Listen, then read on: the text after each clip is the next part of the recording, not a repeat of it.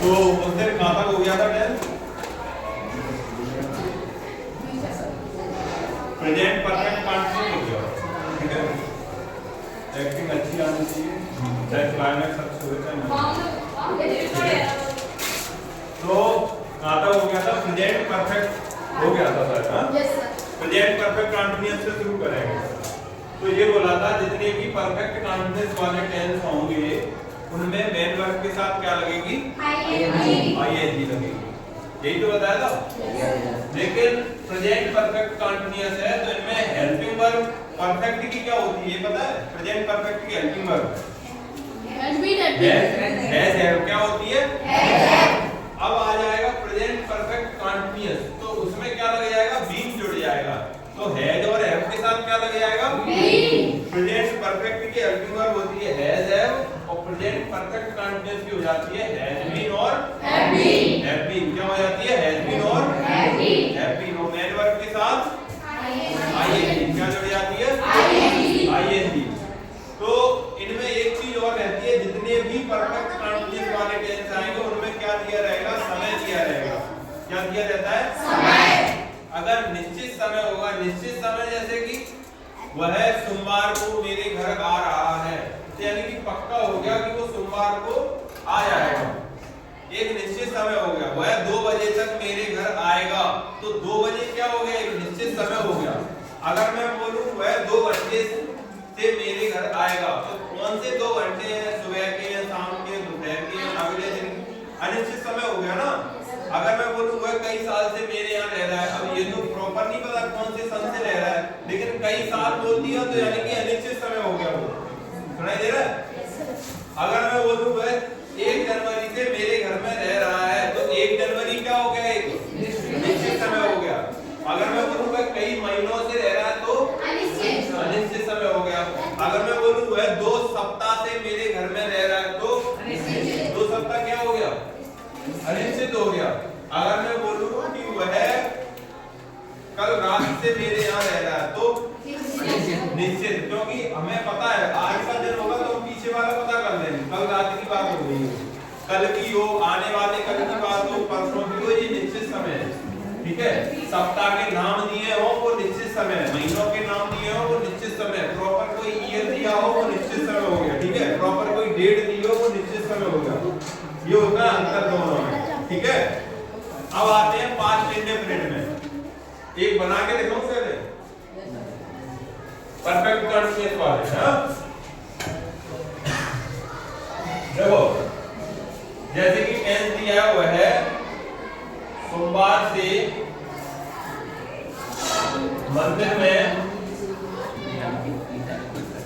पूजा कर रहा है, तो एक बात होती है कि इनकी पहचान क्या होती है?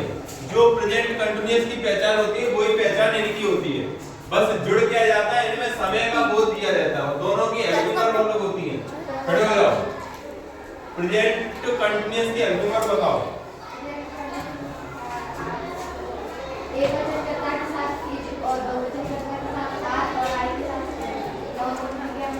आईएनजी। खड़े हो जाओ।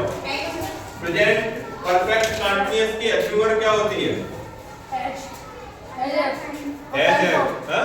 और third form. Present perfect continuous की हैज बीन, हैव बीन, और मेन वर्ब के साथ आईएनजी। बैठ जाओ। प्रेजेंट परफेक्ट की हेल्पिंग वर्ब क्या होती है? खड़े हो जाओ। हैज है, और मेन वर्ब के साथ थर्ड फॉर्म, उसके बाद बताओ। चलो बैठ जाओ। पास्ट इंडेफिनिट अब शुरू करते हैं। पहले ये बताओ ये बना के कैसे रखेगा? चित्र बना लो।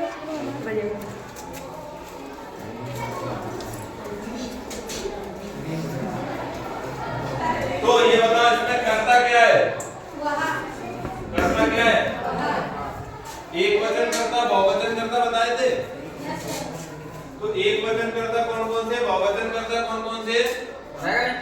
सर कंपनी का नाम है क्या? 2-3 बना दे, क्या दिक्कत है? बना दे। हैं? अरे वो फिर सामान नहीं बना के क्लास में उसने बनाया तो मैं नहीं बनाना। तो एक वचन करता, बहुवचन करता बताया था। लड़की हो तो और समय का बोध दिया हो तो पहचानेंगे कैसे? इनकी पहचान तो वही होती है जो प्रेजेंट कंटीन्यूअस की होती है। रहा है, रहे हैं आदि शब्द आते हैं, लेकिन इनमें क्या दिया रहता है? समय दिया रहता है। तो ये इनकी पहचान होती है। उनमें तारीख दी होगी, महीनों के नाम दिए होंगे, ठीक है, सप्ताह के नाम दिए होंगे, कोई सन दिया होगा, तो ये इनकी पहचान होती है। और समय के साथ क्या जुड़ा होता है? से। जब समय के साथ समय दिया हो और रहा है, रहे हो लिखा हो तो कौन सा टेंस हो जाएगा? वो प्रेजेंट परफेक्ट कंटीन्यूअस टेंस।